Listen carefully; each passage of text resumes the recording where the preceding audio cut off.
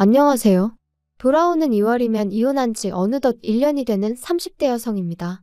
사실 요즘이야 한번 갔다 온 건 흠도 아니라고 하지만 그래도 이혼한 게 자랑은 아니다 보니 이혼했다는 말을 하게 될 때는 어쩐지 저도 모르게 움츠러드는 게 사실이에요. 하지만 돌이켜 생각해보면 남편과 결혼 생활을 이어가던 때보다 오히려 지금이 훨씬 풍요롭고 행복하기에 후회는 없습니다. 남편하고 저는 친구 소개로 알게 되었어요. 좀 더 구체적으로 말하자면 그날은 제 고등학교 동창의 생일이었는데 그 친구가 워낙 마당발이거든요. 그래서 원래도 놀 때 중학교 친구, 고등학교 친구, 대학교 친구 뭐 이런 식으로 따로 부르는 게 아니라 자기가 내키는 대로 사람들을 불러요. 그런데 저는 워낙 낯을 많이 가리다 보니 그런 모임에 한번 다녀오면 온기가 빨린 것 마냥 정말 피곤해지대요. 그래서 언젠가부터 웬만하면 친구가 불러도 이 핑계 저 핑계 대가며 나가지 않는 일이 잦아졌는데 친구도 제가 일부러 피한다는 걸 느꼈던 모양입니다. 하루는 술에 취해서는 저한테 좀 서운한 애어전에 하소연을 해댔거든요.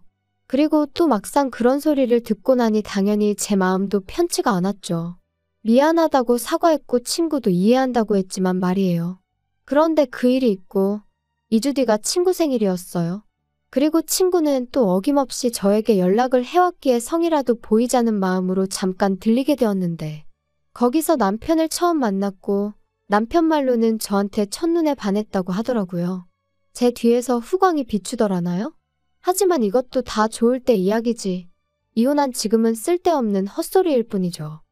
아무튼 그날 이후로 남편은 제 친구에게 물어 제 연락처를 알아냈다며 신뢰가 되는 게 아니라면 다시 한번 따로 만나고 싶다고 문자를 보내왔어요. 그리고 솔직히 저는 그런 남편의 문자가 반갑기보다는 거슬리더라고요. 친구가 저에게 말도 없이 제 연락처를 줬다는 것도 마음에 안 들었죠. 그런데 친구는 자기가 보기엔 남편이 정말 남자답고 괜찮은 사람이라서 좋은 뜻으로 알려준 거라며 저더러 자길 믿고 한번 만나보라는 거예요. 그리고 이것도 거절하면 또 서운한 애어전에 말이 나올 것 같아서 거절할 때 하더라도 직접 말해야겠단 마음으로 남편을 만나게 되었습니다. 하지만 상황은 제 예상대로 흘러가지 않았어요. 남편은 생각보다 훨씬 매너도 좋았고 말도 잘 통했거든요.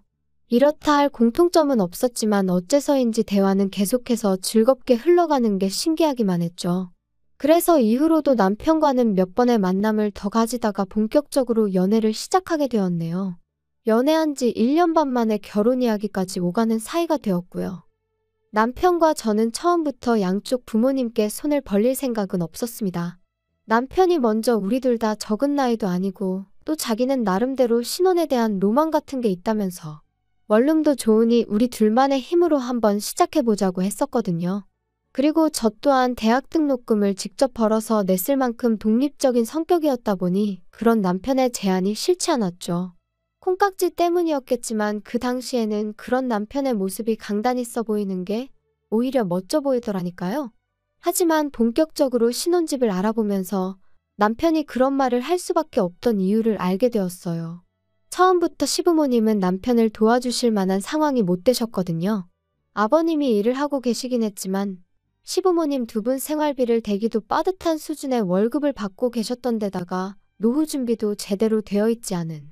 처음 이 사실을 알고는 얼마나 당혹스러웠는지 몰라요. 하지만 그럼에도 불구하고 제가 남편과 파혼하지 않았던 이유는 남편이 시부모님 일로 신경 쓰이게 하거나 힘들게 하는 일은 절대로 없을 거라고 저에게 약속했기 때문이었습니다. 지금에서야 생각하면 그 새치어로 떠들어대는 걸 약속이랍시고 철석같이 믿은 제가 어리석었지만요. 아무튼 시부모님 또한 저를 아가야 부르시며 복덩이니어쩌니 해대셨으니 가진 건 없으셔도 저를 진심으로 아껴주실 좋은 분들이라고 생각했어요. 그래서 남편이 뭐라건 간에 오히려 제가 잘해드릴 마음만 가득했네요. 어머님에게도 남편보다 2살 어린 저와는 동갑내기인 딸이 있었고 저에게도 사랑하는 친정어머니가 계셨지만 그와는 상관없이 모녀 사이처럼 가까이 지내고 싶었죠. 그런데 갑갑한 상황은 그게 다가 아니었어요. 신혼집 계약을 앞두고 막상 남편 재정 상황과 제 재정 상황을 오픈하니 남편이 말한 8천은 어디 가고 4천밖에 없었거든요. 저는 1억 2천을 모아둔 상황이었는데 말이죠. 하지만 이미 시댁 상황도 이해하고 넘어가기로 했고 남편도 속이려던 건 아니었다며 그저 저에게 하나라도 더 해주고 싶어 주식을 했던 건데 어쩌다 보니 이렇게 된 거랍니다. 그리고는 한다는 소리가 주식을 팔지는 않았으니까 돈이 없어진 건 아니고 오르기만 하면 오히려 8천보다 더 많이 가져가게 될 수도 있다. 불쌍하게도 헛된 꿈을 꾸고 앉았더라니까요. 그래도 뭐 결국은 이것도 다 제 복이다 생각하고 제가 안고 가기로 했네요. 이후로 제가 모은 돈 1억 2천에 제 이름으로 대출받아 아파트를 샀습니다. 사실 남편이 들고 온 4천도 어떻게든 아파트에 보태고 싶었는데 남편이 제 차나 자기 차나 10년 탔으면 너무 오래 탄 거 아니냐며 차를 사자고 하도 고집을 부려대서 남편 도는 곳을 아니 차를 사는 데 쓰였죠. 사실 저는 대중교통으로 출퇴근도 다 할 수 있고 워낙에 집순이라서 차가 그렇게 필요하진 않았는데 남편은 그렇지가 않았거든요. 그러니까 엄밀히 따지면 남편이 자기 돈으로 자기 차를 바꾼 거나 마찬가지였어요. 하지만 그때는 이혼하게 될 거라곤 꿈에도 생각을 못했으니 남편이 야갔다고 생각하기보다는 미래에 태어날 아이도 생각해서 투자를 한 거라고 나름대로 좋은 쪽으로 해석을 했었답니다. 한편 비록 구축 아파트긴 했지만 친정부모님이 결혼 축하 선물로 리모델링을 해주셨던 덕분에 아는 신축 못지않게 세련되어졌어요. 화장실도 원래는 하나뿐이었는데 친정부모님이 2개로 만들어주셨지요. 그래서 그런가 집들이에 오는 사람들마다 집이 정말 예쁘다 멋지다 나도 이렇게 싹 뜯어고치고 싶다. 칭찬을 많이 해주시더라고요. 그리고 시부모님도 신혼에도 입을 다물지 못하대요. 특히 신우는 계속해서 자기는 언제 아파트 살아보냐며 시매부한테 얼마나 눈치를 주던지 제가 다 민망해 죽겠더라니까요. 신우는 저희 남편과는 달리 대학교를 졸업하자마자 시매부와 혼전 임신으로 결혼을 했는데 식을 올린 직후 아이는 유산되었다 들었습니다. 그리고 이 일로 신우는 자기 시부모님한테 미운 털이 단단히 박혔는데 문제는 그게 다가 아니었어요. 신우와 결혼한 이후로 잘 돼가던 시매부 사업이 곤두박질치기 시작했고 건강도 안 좋아지고 그렇다 보니 신우 시댁에선 하지 말라는 결혼을 임신 하나로 밀어붙이더니 이 꼴이 났다며 아들이고 며느리고 꼴도 보기 싫어한다더라고요. 그리고 마지막 사업까지 대차게 말아먹은 이후로는 자기 친정, 저한테는 시댁에 얹혀 살고 있던 상황이었죠. 저도 전후 사정을 알다 보니 신우가 저희 아파트를 부러워하는 마음이 이해가 되면서도 민망하기도 하고 뭐 여러 가지로 불편하대요. 그런데 집들이를 하고 1달 정도 지났을 땐가 어머님이 평소처럼 아가야 하며 연락을 해오셨습니다. 그리고는 하시는 말씀이 신우가 저희 집 구경 한번 하고 나서 생병이 났다는 거예요.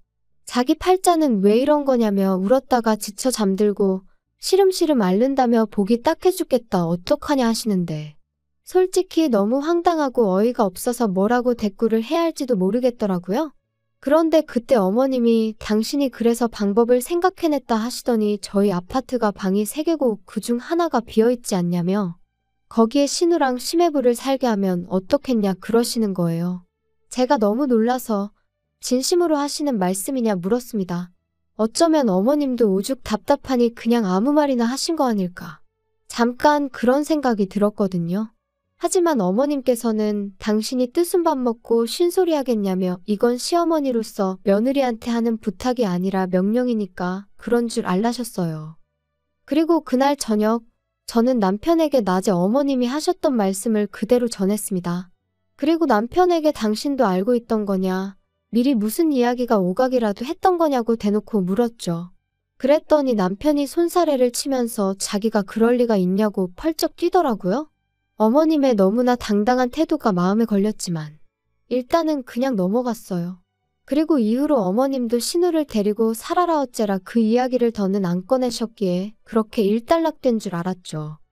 그런데 그 이야기가 오가고 반년쯤 지났을 무렵이었어요.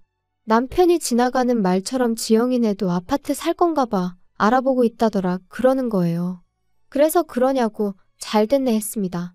그런데 문득 신우도 마트에서 아르바이트를 하고 있었고 시매부도 제대로 된 직장을 못 잡은 상황이었는데 아파트 살 돈이 어디서 났나 싶더라고요. 그래서 전에는 돈이 없다고 죽는 소리 하더니 아파트 살 돈을 벌써 모았더냐고 물었어요. 그랬더니 남편이 그거야 지들이 알아서 하겠지 내가 어떻게 알겠어 하며 어영부영 대충 넘기는 거예요. 그래서 그냥 말하기가 싫은가 보다 하고 저도 더는 안 물었습니다. 솔직히 불현듯 떠올라 물어본 거지. 알고 싶어 죽겠다, 궁금해 죽겠다 그런 것도 아니었고요. 그런데 그 자금의 원천은 어이가 없게도 저희 시부모님 주머니에서 나오는 거였어요.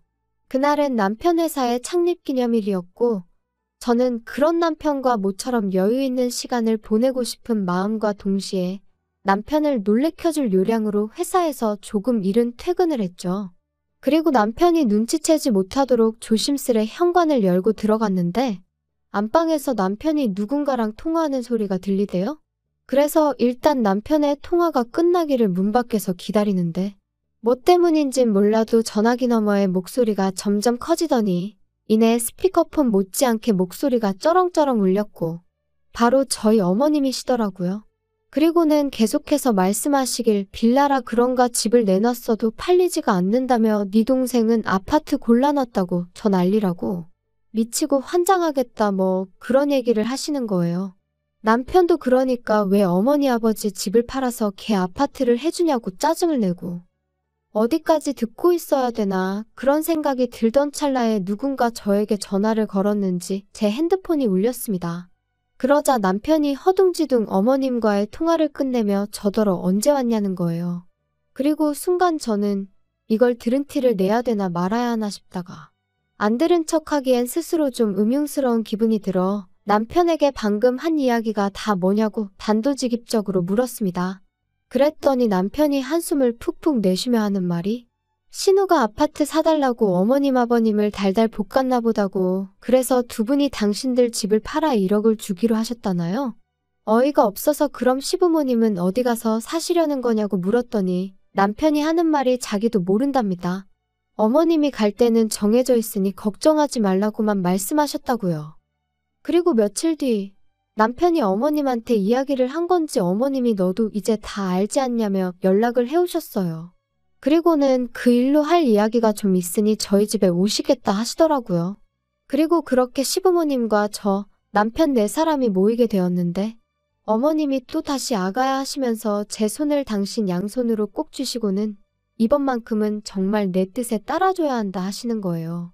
그리고 저는 솔직히 신우 집 사는데 돈 보태줘라 뭐 그런 이야기를 하시려는 건가 싶어서 순간 확 예민해지더라고요. 남편도 저랑 결혼할 때 해온 거라곤 자기 차 바꾼 돈 4천이 전부인데 설마 저한테 돈을 달라시겠나 싶으면서도 말이죠. 하지만 어머님이 이어하신 말씀은 아예 차원이 다른 것이었습니다.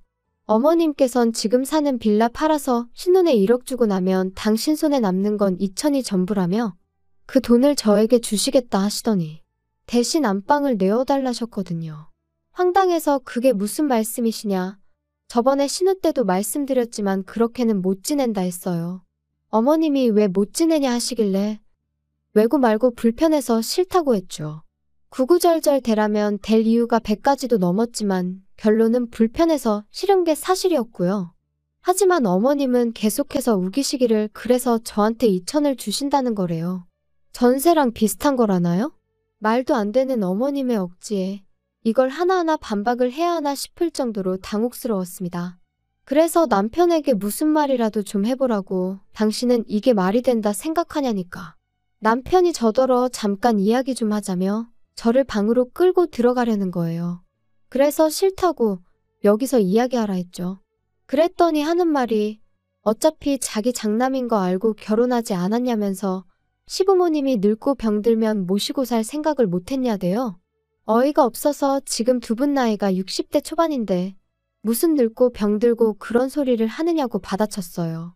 그랬더니 남편이 또다시 그럼 시부모님이 늙고 병들 때까지 기다리고만 있을 거냐는 말도 안 되는 헛소리를 하더라고요. 기도 안 차서 다시 시부모님한테 아니 집 한 돈을 신우한테 주셨으면 합가도 거기랑 하시는 게 맞지. 왜 저희한테 이러시냐 따졌습니다. 그랬더니 시부모님 하시는 말씀이 신혼에는 하루라도 빨리 애를 가져야 하는데 당신들이랑 같이 살면 얼마나 불편하겠냐며. 그리고는 급기야 저더러 이 집은 방이 3개지만 신혼에는 돈이 없어 방 2개짜리밖에 못 간다고 그렇게 꼭 후벼 파야 속이 시원하냐고 소리를 지르시더라고요. 그리고 어머님과 제가 계속해서 언쟁을 벌이자 또다시 남편이 저한테만 소리를 질렀어요. 적당히 좀 하라면서 이 집이 네 거냐고요. 그래서 제가 그럼 내 거지 네 거냐 했습니다. 내 명의라고 대출도 나 혼자 갚게 해놓고선 그걸 까먹었냐고. 머리가 어떻게 된 거 아니냐 했죠. 그리고는 남편더러 너 말 잘했다고. 내 집이니까 당장 네 부모 데리고 나가라 했습니다. 안 그러면 나도 내 친정 부모님 부르겠다. 경찰도 부르겠다. 한번 동네 시끄럽게 다 뒤집어 엎어보자고. 말 그대로 미친 엑스 마냥 악을 써댔지요. 그랬더니 시부모님도 남편도 그런 제 모습을 보곤 엄청 놀랬던 모양이 돼요. 저거 제정신 아니라며 도망치듯 나갔거든요. 그리고 결국 남편하고는 이혼했어요. 남편은 위자료니 뭐니 헛소리를 해댔지만 제가 뭘 잘못한 게 있어야 위자료도 주는 거지. 그래서 저는 남편더러 내가 너한테 받아내지 않는 걸 감사하게 생각하라며 네가 네 돈 주고 산 차는 안 뺐을 테니 그거나 먹고 떨어지라 했네요. 그리고 그렇게 한 달 만에 남남이 되어버렸습니다. 결혼에 이르기까지는 2년이 넘는 시간이 걸렸는데 이혼은 그 시간에 10분의 1도 걸리지 않는다는 게 새삼 우습더라고요. 한편 신우의 성화에 결국 시부모님은 빌라를 파셨고 신우네는 원하는 대로 아파트에 들어간 모양이에요. 그런데 그 이후로 지금까지 금리가 장난 아니게 올랐잖아요. 그때도 시부모님 돈 1억에 대출을 있는 대로 끌어왔다 들었는데 이러다 신우네 아파트 경매시장에서 보게 되는 거 아닌가 모르겠네요. 그뿐만이 아닙니다. 그런 와중에 신우네가 시부모님이며 저희 남편이며 나 몰라라 하는 바람에 결국 있는 돈 없는 돈 다 끌어모아 보증금 3천에 월세 70짜리 구해서 세 사람이 같이 살기 시작했다대요. 제가 뒷조사를 한 건 아니고 지금도 종종 남편이 자기 반성 많이 했다며 용서해달라고 죽는 소리를 해가며 연락을 해와서 알아요. 차단을 해놔도 자꾸 남의 핸드폰을 빌려서 그러는 건지 모르는 번호로 보내오니 어쩔 수 없이 알게 됩니다. 그러니까 옛말에 욕심이 과하면 화를 당한다더니 그게 정말 딱이라니까요. 분수대로 살아라, 주제를 알라 뭐 그런 말들이 어떻게 보면 참 기분 나쁜 말도 맞지만 제가 생각하기엔 사실 욕심을 낼 거면 스스로 노력을 하라는 소리로 들려요. 아무튼 신우 한 사람의 억지와 탐욕이 이 모든 사단을 만든 게 아닌가 싶네요. 아무쪼록 다들 어떻게 살던지 간에 더는 저는 안 건들면 좋겠다는 생각뿐입니다.